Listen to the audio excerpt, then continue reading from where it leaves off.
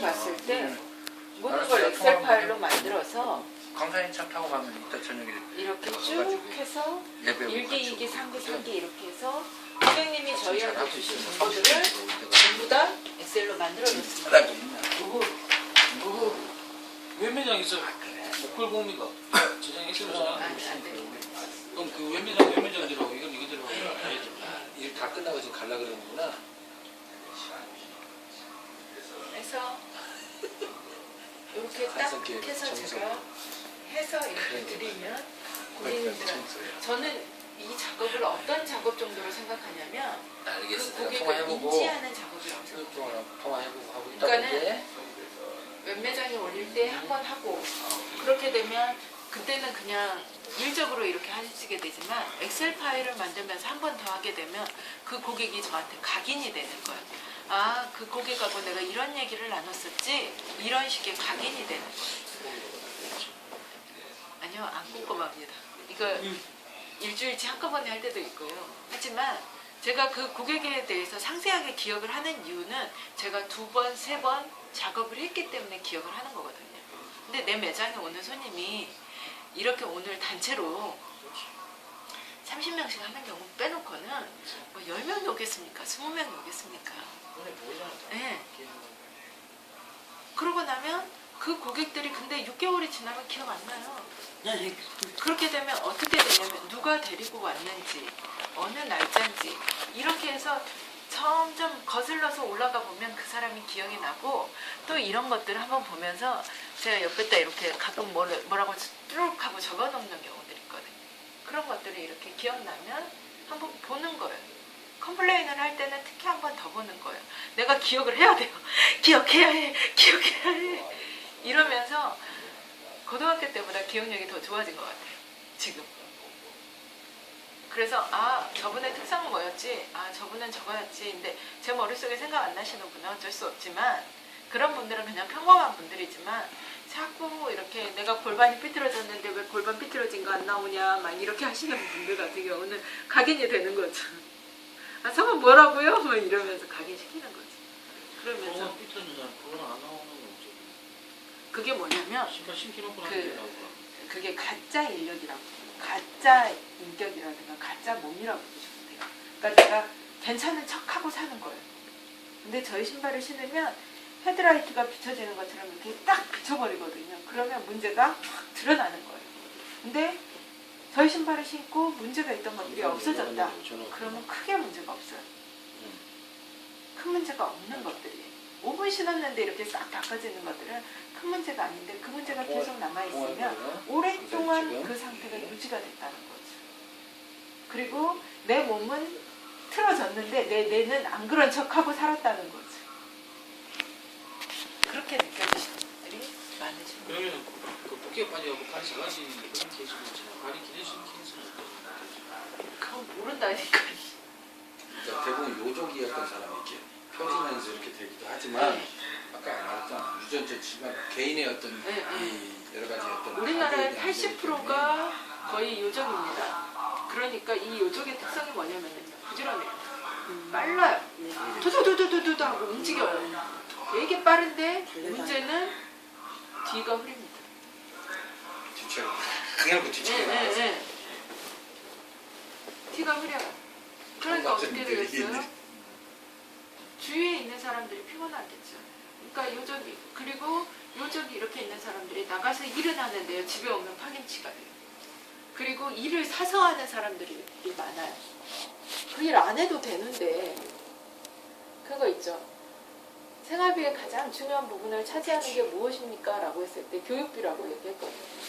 네, 어느 교수님이 그러더라고요.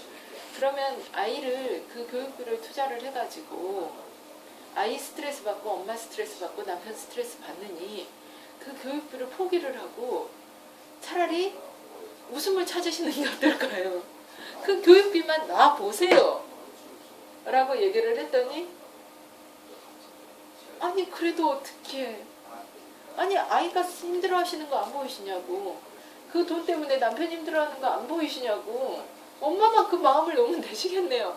어차피 해도 공부 못하는 건 똑같은데 그걸 왜 못 높아? 그러니까는 그런 것들이라는 거죠. 그게 알아서 하는 거지. 네. 근데 일을 못 넣으시는 분도 있어요. 왜? 그 일에서 나를 찾으시니까요. 그래서 우리나라 사람들이 워커홀릭이 많이 자기한테 약한 부분이 있어요. 그러니까 워커홀릭이 우리나라에 굉장히 많아요.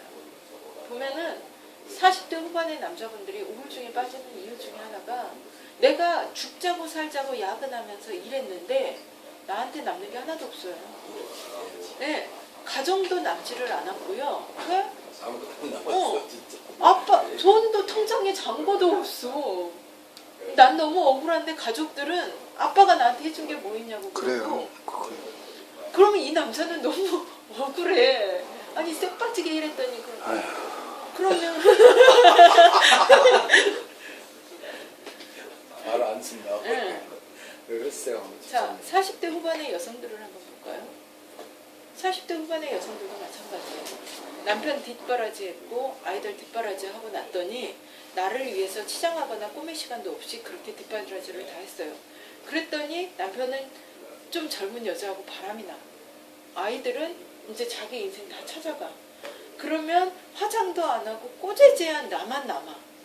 동창회를 갔더니 다른 애들은 다 잘 나가는데 나는 어디 설 곳도 없는 것 같아. 그럼 그때서야 내가 나를 위해서 해야 되겠다고 하면 바람났니? 미쳤니? 난 너무 우울한 거야. 난 너무 억울하고 그런 억울한 사람 둘이서 만났어요. 그런 억울한 사람 남편과 아내가 둘이서 만나면 어떻게 되겠어요? 사실 근본이죠. 네. 이게 본격적으로 이게 이론이니까 이해가 가는 거예요. 이론이니까 납득이 가지만 실질적으로 내 삶이 마누라 안 보여요. 왜 내가 무슨 20년 동안 뼈 빠지게 벌어준 거 어디다 썼냐. 그러면 나 그거 갖고 내가 뭐 호의호식하고 산 것도 아니고 뭐 한 것도 아니야 라고 막 부딪히게 되는 거죠. 그래서 저희가 이런 상담까지 한다니까요. 둘이서 싸워요.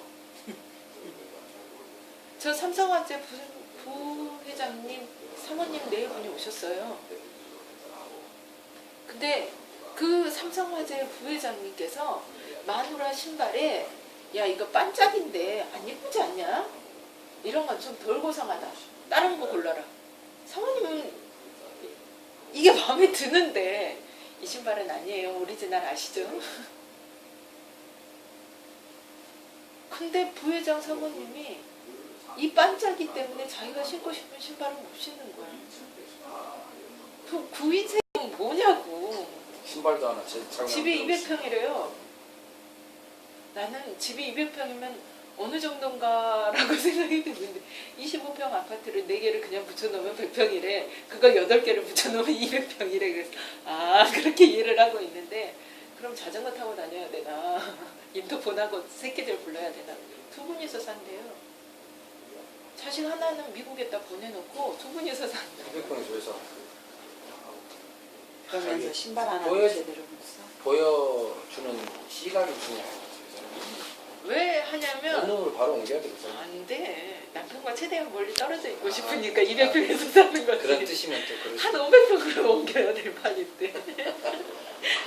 신발로 시작해서 참 무궁무진한 네. 진리가 다 나옵니다. 자, 이런 얘기를 여기서 하고 있다니까요. 그러면 저희는 이러고 있는데 가시러 가겠어요, 오시러 가겠어요. 그렇다고 두 분이서 싸우시라고 저기 나가기를 하겠어요. 전화는 미친 듯이 울려댔는데 난 여기서 뭐 하고 있나 이런 생각이 드는 거예요. 근데 이렇게 털어버리고 나면은요, 사모님 혼자 와요. 사모님 혼자 와가지고 그때 우리 남편 맞죠? 이러면서 이러는 거야. 이렇게 푸는 거예요. 이런 사람들에 대해서 치유가 필요하고 무릎 만져주고 할 수 있는 게 이렇게 가는 게 그 하나님을 가장 깊숙이 알고 자세히 알고. 근데 그분도 권사 장로님이세요. 권사 장로님이신데도 내 가정이 그렇게 파탄나고 내 가정이 그렇게 얼음장이면 그게 무슨 의미가 있겠냐고. 자 장로이랑 마귀가 장난을 치겠어요. 그래서 이렇게 늘 가까이 가야 되는 거예요. 이렇게 가까이 되고 그냥 오픈마인드로 이렇게 해가지고 다 나한테 들어와라.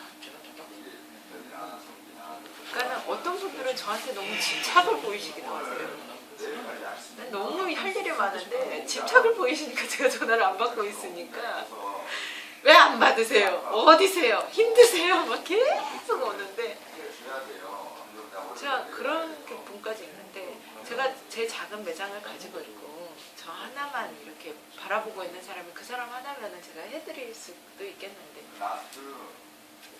여기서 제가 교육하는데도 저희 남편 핸드폰 배터리가 없니 이런 얘기로 저를 찾으시는데 제가 어떻게 그분하고 1대1로 이렇게 되겠습니까? 그래서 제가 소비자는 지금 가급적이면 저희 회사에서 안 만나고 안 하겠습니다라고 말씀을 드리는 거죠. 그 얘기입니다. 웬만하면 밖에서 하고 저는 복제를 하는 게 가장 큰 급선무지 신발을 하나 파는 게 급선무가 아닌 거죠.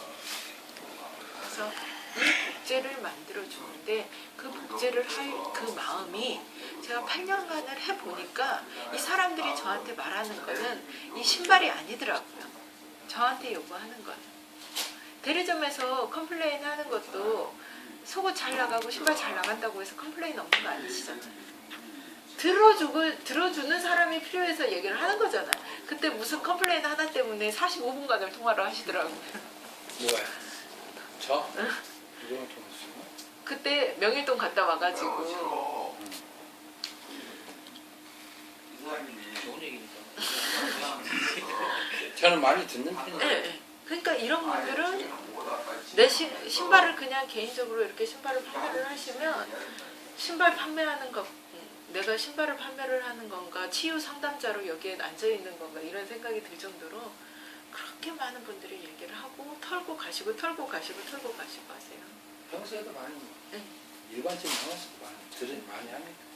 그래서 그렇게 차원을 하시는데 이제 그럴 때 치유로 끝나면 안 된다는 거죠. 치유 다음은 뭐고 구원 다음은 뭐냐라는 게 저희 어제 목사님의 설교인 것처럼 제가 양천 치유센터를 갔다 오면서 마음이 허한 게 느껴졌어요. 앞으로 뭘로 이걸 채워야 되나. 저 CIA의 비전을 봤어요. 예언을 받았어요. 너는 큰 일을 할 사람이고 너는 나에게 크게 쓰일 사람이다라는 예언을 받았는데 그럼 내가 뭐 앞으로 뭘 해야지 크게 쓰일 사람인가 이런 것들이 모르겠는 거예요. 그 조심이 이 일터사역이라는 거죠. 자, 치유를 받았어요. 그럼 누군가한테 뭔가를 해주고 뭔가를 내가 나눠주고 내 것들을 뭔가를 채워줘야 되는데 그게 내가 지금 서 있는 이곳에서 내가 하고 있는 일로 그걸 채워야 된다는 거죠. 예전에는 워크홀릭으로 채웠어요. 왜 내가 지금 이 일을 안 하면은 내가 존재감이 없으니까 일을 했다면 지금은 내 일을 통해서 빛이 되고 소금이 되는 이 역할들을 해야 된다는 거죠. 그게 큰 일이에요. 작은 일이 아니에요. 네. 예. 그래서 저희 목사님이 구원 다음은 뭐고 치유 다음은 뭐냐라고 얘기를 하신 게 그겁니다. 그래서 저희가 치유를 받고 구원을 받고 저희 대부분 이렇게 나 구원 받았어요라고 확신을 하더라도 실질적으로는 마음 한구석에는 대부분의 성도가 그렇지 않을까요? 200명 성도 중에 160명쯤은 진짜 나 구원 받았을까? 구원해 주신다고 했는데 진짜로 받았을까? 나 구원 받았는데도 이렇게 죄 저지르면 구원 안 받은 거 아닐까? 라는 퀘스천을 분명히 안 가지고 있을까요? 저는 그 퀘스천을 2012년도 1월 22일까지 가지고 있던 사람입니다. 이영재 목사님이 아무리 이렇게 얘기를 해주시고 영성이 충만하시고 아무리 하셔도 내 가슴 속에서 그렇게 된 부분은 어떻게 할 수가 없어요. 그거에 대해서 확신을 주셔야 돼요. 그렇게 성령을 만나게 하시는 것이 일터사역자의 가장 주요한 임무이기에 그게 가장 주요한 목표입니다. 하고 내가 통화를 할게 아니고. 그래야지 그분들이 진정하게 성경을 만독을 해도 못 만나던 하나님을 만나시게 되시는 거죠. 성경을 왜 천독하고 만독을 하시겠어요? 못 만났으니까 만나려고 하는 거 아니에요. 나 그렇게 생각해. 한 번에도 만났으면 저는 양 대표님이 그 그 큰일도 이뤄가고 계시잖아요. 만약에 김영길 대표님 만날 때하고 저 만날 때하고 차별을 두셨으면요, 저 이 자리에 안 있었을 거예요. 근데 저 더 섬기는 모습을 보면서 이게 정말 이게 가치는 우리가 하나님을 따르시는 그게 돈 거예요. 근데 반대로 역으로 그게 고객하고 때 간다면 고객이 그렇게 역으로 느낄 거예요. 그럴 때 하나님 느껴. 지금 김영길 대표는 저희한테 20억을 투자하겠다는 사람이에요. 근데 20억 투자하겠다는 사람한테 뭐 하고 있습니까? 당신 그래서 하나님 만나겠습니까? 만날 시간이나 있습니까? 이렇게 큰 소리를 치고 있으니까 김영길 대표는 자기가 삼성동 코엑스에 40평 매장을 얻어주겠다고 하면서도 들어오실 수 있으시겠습니까? 그러면 제가 얻겠습니다. 이렇게. 그게 예치는 거예요. 그런 사람들한테는 또 항상 대접만 받았던 사람들이라 여기 나가면 우리 집사님은 상처를 많이 받는 이렇게 이렇게 아니요. 근데 CI에서 예언사역 받으실 때요. 이분이 정말 목사님이 좋겠죠. 지난만 가면은 내가 너를 치유해주겠다. 상처받지 말아라. 그러니까 이렇게 쭉쭉 가시는 그러니까 상처를 많이 받는 게 보이니까 상처받지 말고 담대하게 가라는 뜻이죠. 그분이 신령으로 느끼시는 거예요. 옛날에는 그랬지만 이제 많이 저한테는 이제 더 이상 치유 얘기 안 하세요. 치유가 됐다고 인정하시는 그 다음으로 굉장한 자유함이 왔어요. 예. 그래서 그 간증을 제가 처음 한 것도 사실은- 우스갯소리가 좀 진심이에요. 그게. 아니 우스갯소리로 그 사람만이 아무도 안 들었어요. 다들 허겁덕했어요. 목사님이 충격까지 목사님이 충격받으실 때는 좀 미리 언질이라도 하시고 시작을 하셨으면 더 현명하셨을 텐데. 미움의 대상이라는 게 그렇게 정말 어느 순간에 이렇게 딱 꽂히면 그 양반이 나한테 평소에 어떻게 했든 그게 중요한 게 아닌 것 같아요. 내가 밖으로 표현한 순간 나는 자유해졌기 때문에 표현하는 거거든요. 그렇죠. 근데 받으시는 분은 상처가 되실 수 있어요. 그러니까 그렇게 이렇게 마음이 뜨거워지셨으면 먼저 좀 이렇게 하셔가지고. 근데 저는 제 나름대로 컨트롤이 된 거 성령 안에서 더 신랄하게 나올 뻔했는데 김상 목사님 옆에서 서 계시고 왔다 이런 가운데서 적절하게 하신 거예요. 더 컸으면 저희 네. 거의 나사빠졌을 거예요. 왜냐면 거기가 다 목사님들이시잖아요. 대부분 목사님들이시잖아요. 내가 아들처럼 했던 그분들이 나를 이렇게 생각을 안 하고 있었던 그 마음이 너무나 아픈, 나는 그 마음이 느껴지더라고요. 근데 사실은 그런 충격도 필요하니까 저기 네? 맛있게 됐어. 난 그 마음이 네. 느껴지더라고요. 근데 사실은 그렇다면 이제 그것도 가정일 개인에 대한 어떤 정도의 차이가 가정일 수 있지만 사실 목사님들이 그런 부분들을 갖다 또 인지하셔야 된다고 나는 생각을 하거든요. 아니 설마 인지를 안 하실 거예요.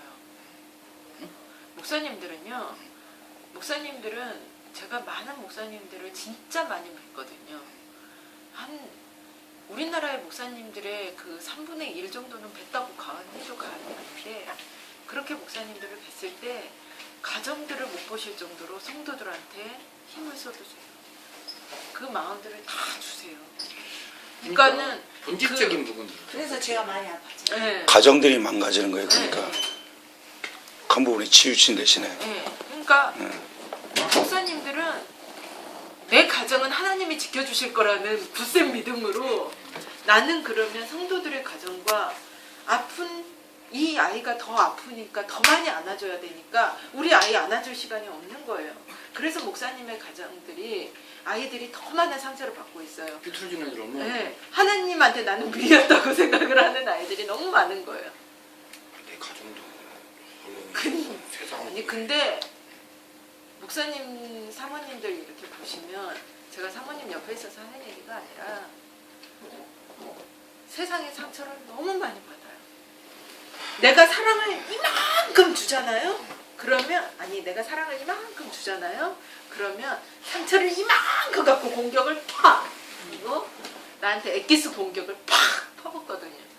그게 제가 늘 얘기하지만, 그게 지금은 내가 아닐지라도 5년 뒤 10년 뒤에 내가 목사님과 관계가 어느 한 부분에서 삐뚤어지면 그 전에 10년 동안 내가 받았던 은혜와 사랑하고는 아무 상관이 없이 돌아가. 바주카포로 자 정조준 하고 어떻게 공격을 하냐면 이 목사님 사모님이 가장 심하게 상처를 받을 수 있는 말로 골라서 상처를 주는 게 인간입니다. 그렇죠. 근데 네. 이제 이게 그 성도와 교제하는 것은 비즈니스가 아니잖아요. 그러니까 그래서 상처가 더 그럼요. 많지. 영적인 어떤 부분을 나누는 거니까 사실은 어떻게 좋은 열매만 할 수는 없는 거냐. 그 정도의 감사할 마음을 갖고 있는 분들이 목회자가 되어야 된다고 나는 생각을 하는 거지. 그러니까는 근데 그분들도 인간이시라니까. 그리고 제가 말했잖아요. 10명의 문득병 환자 중에 딱 한 명만 예수님한테 와서 감사하다고 진짜 감사하다고 얘기를 했는데 우리가 그 9명을 제가 딸들한테 맨날 얘기한다니까. 자, 한 명은 뭐 했을까? 집에 가서 잔치했을 것 같아. 하나님이 나한테 줬다고 자랑했을 것 같아. 어떤 사람은 당연하다고 생각하고 그냥 말았을 것 같아. 그리고 어떤 사람은 왜 진즉 나를 안 고쳐줬냐고 승질을 했을 것 같아. 자, 우리 모습에서 보자. 자, 너한테 용돈을 이제 주기로 했어. 첫 달은 주기로 했어. 2만 원을 받았어. 엄마 감사합니다. 너무 좋습니다. 라고 했는데 둘째 달 2만 원 받았어. 늘 의뢰 받는 거야. 근데 셋째 달 되니까는 너의 그 벌점이 많아져서 18,000원으로 깎였어. 어떻게 되겠니? 연극도 잘해. 액션도 잘해. 안 하겠니? 자, 하물며 보이는 엄마와 너와의 관계야. 근데 보이지 않는 하나님과의 관계는 어떻게 되겠니? 야, 손바닥 뒤집기는 식은 죽 먹기야. 우린 늘 그런 인간이라는 걸 인지하고 살아야 해. 라고 우리 애들하고 맨날 큐티 시간마다 하는 게 그 얘기예요. 저는 교회에서 3년 동안 이혁재 목사님 말씀 들으셨잖아요. 그 선포 들으셨잖아요. 저 28만 원 나올 때까지 목사님 계속 한없이 들어주기만 하셨어요. 그리고 같이 맞장구도 쳐주셨어요. 한 달에 한 사람하고 통화해서 28만 원 나오기 쉽지 않거든요. 망대망설이었어요. 근데 맞습니다. 참. 그렇게 들어주시는 목사님이 저 하나였겠냐고. 근데도 많은 사람들이 그렇게 뒤통수를 치고 그렇게 가슴을 아프는데 자식이에요. 그러니까 전명철 목사님한테 집사님은 자식이에요. 근데 자식이 내 허리에 비수를 꽂든지 내 심장에 비수를 꽂자도 자식은 자식이거든요. 근데 충격은 어찌할 수가 없어요. 하고 들어오는 충격은 어찌할 수가 없어요. 내가 제가 힘들었겠구나라고 막연히 생각하는 그 마음과 실질적으로 그랬다는 그 고백은 어마어마한 차이가 있으세요. 그래서 그걸 가지고 꼭 회개하셔야 돼요. 제가 사모님이 있어서 하는 얘기가 아니라 목사님한테 진짜 무릎 꿇고 그 부분에 대해서는 회개하셔야 됩니다. 그래야지 목사님도 마음에서 아픔이 사라지세요. 그렇지 않으면 목사님 사무실 그 네. 목사님이신 거예요? 네. 제가 사모님이 계셔서 그런 게 아니라 왜냐면 그 부분은 해야 돼요. 우리 저기 와이프가 세례하면서 너무 그랬잖아. 너무 못했어. 그래서 잡아줘야겠는데 방법이 없잖아. 우리 집사님이 뭔가 생각을 갖고 돌이키기 전까지는 어떤 방법이 없으니까 두둔하다 보니까 우리가 더 있는 거지. 그렇지.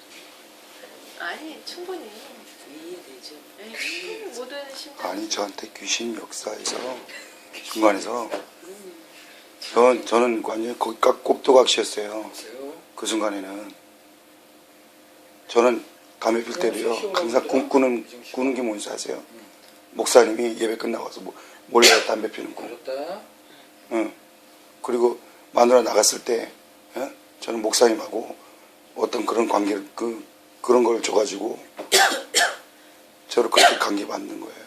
그러니까 그런 게 사단의 역사 그런 것들인데 그런 것들도 나와 분리되지 않는 귀신의 그거잖아요. 내 인격체예요. 나와 분리되지가 않는 거예요. 그럼 나와 분리를 시키시고 그 부분에 대해서 어쨌든 내 인격체 중에 하나였으니까 그 부분에 대해서는 정말 무릎 꿇고 사죄하셔야 돼요. 내가 목사님한테 사모님한테 마음으로 지은 죄가 진짜로 실질적으로 했건 간에 내가 한 부분이 있으면 맺힌 게 있으면요 그 부분은 풀어내야 하셔야 돼요. 결자 해지입니다. 아, 맺힌 게 아니라 제 안에서 그 회개되기 위해서 그날 그 자리에 나온 거예요. 그렇죠. 예. 그러시고 네. 나서 그 네. 후에는 예.